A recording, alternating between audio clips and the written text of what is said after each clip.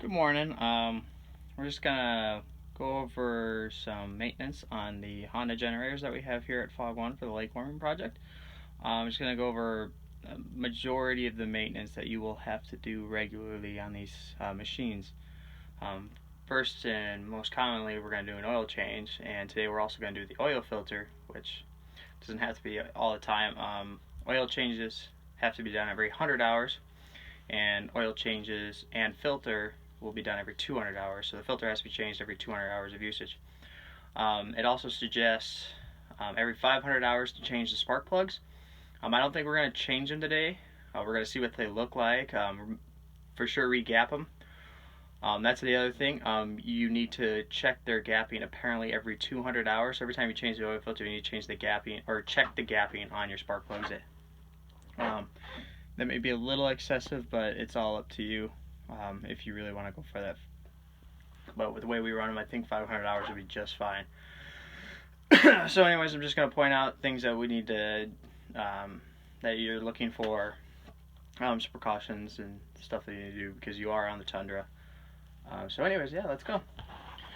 So we have the Honda GX 630, 10 kilowatt generator, runs on propane.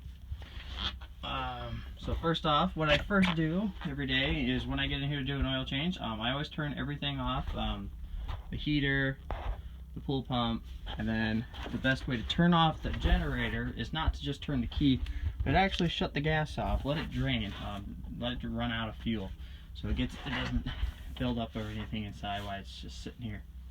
And then what I do is I pull the cap off, and then I also pull that out whatever way to get some heat out of this motor, because that oil filter is going to be really hot. So I try to let it sit for a while, let it cool off, so you don't burn yourself when you pull the oil plug or the drain plug or the oil filter off, because that's usually when you make a mess and you don't want that.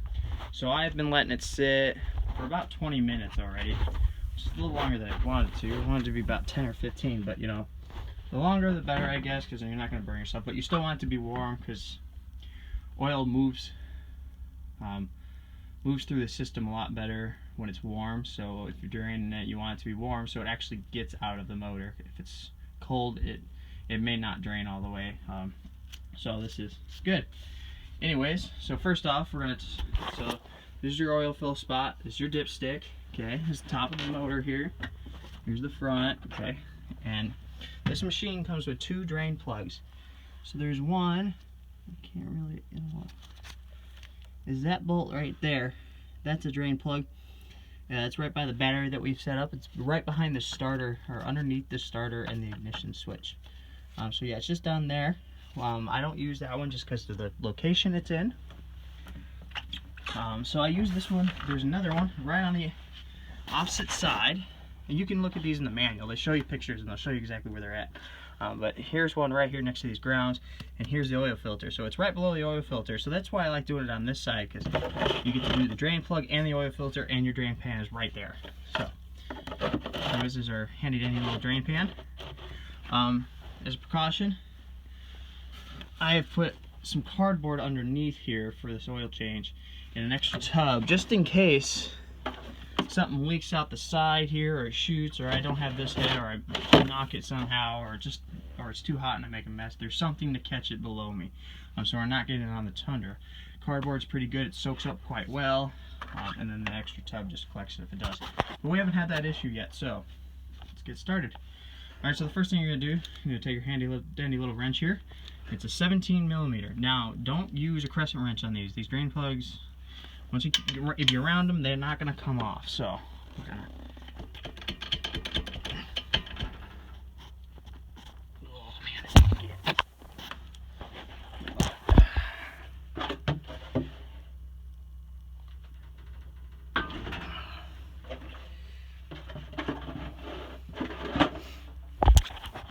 so that first loosening is always a little tough because it always seems to seed really well after it heats up.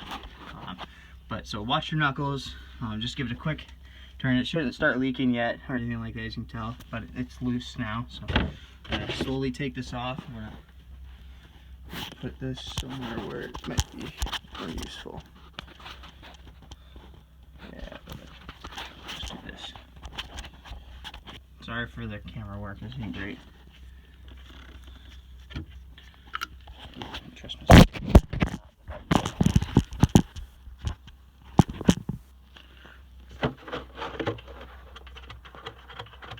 Now there's a washer behind this drain plug. I'll show you here in a second. Oh yeah, it worked out beautifully.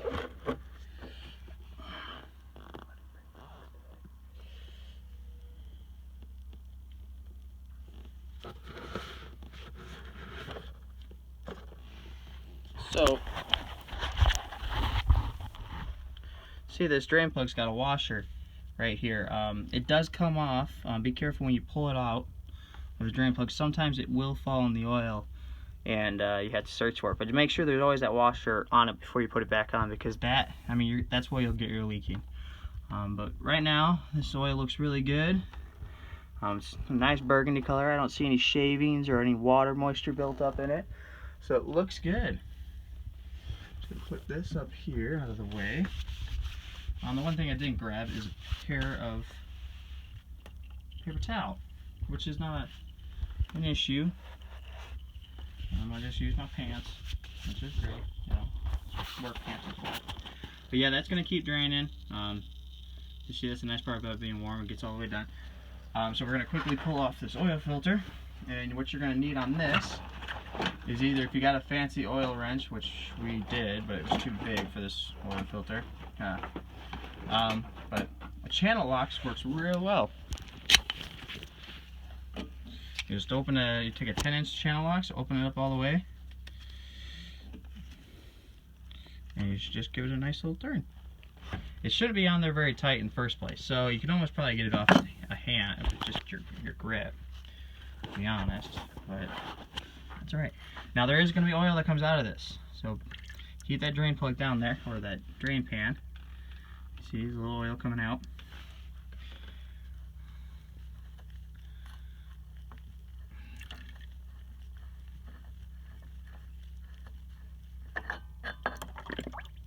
And there's going to be more oil that comes out of it, so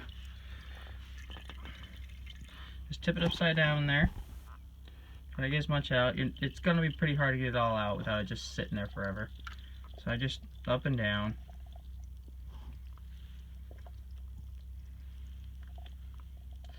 Once I think I'm good for our purposes, I'm just going to take it, and I got a spare box here to help collect any. Oh, that was my drain plug that fell. So yeah, that's how that goes, and that's how you drain the oil.